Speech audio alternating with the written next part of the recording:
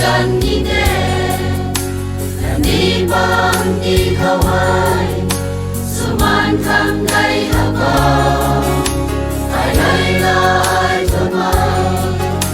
ai ca hao mây quay lên ram hay an đi quay gần ngắm đi na đê bao xì nắm tiếng mai bấm tay khăn mây bấm đê nắm vai thoát tay gần nô từ na quang rê xa lâu rê xa thay lại thăng lê cả mây su ni mây qua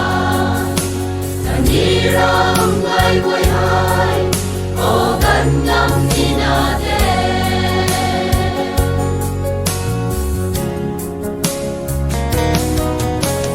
xa thang cả bàn đi người gần ngắm đi mây thu thời gian vô ban gần đi in gian mà băng phù đi khâu hay đêm đã khâu ta khăn ngắm phù đi đê làm mãi mãi băng thăng ngã xuân đã đi con băng đi màu xì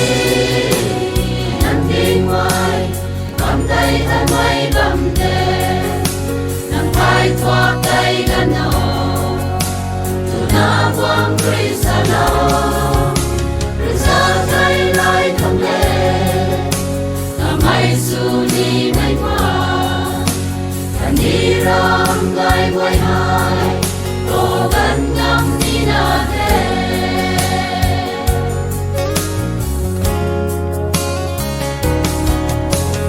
mây ruồi màu xì xa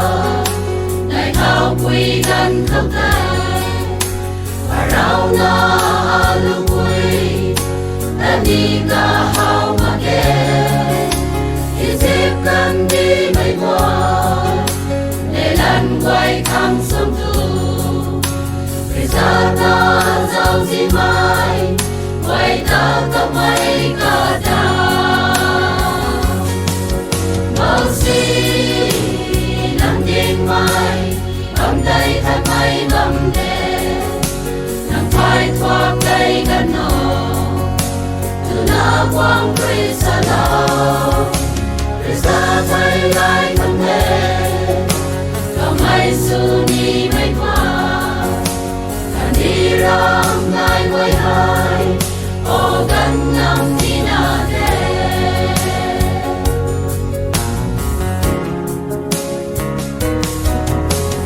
bao lâu mây yên gì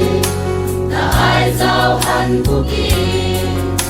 thì kim đi gần đi tay ai băng su na bấm lâu hầu mang mây gần đi khâu niềm khang rình bấm na ye niêu ra na nu mau na Krista thay lại khâu màu xì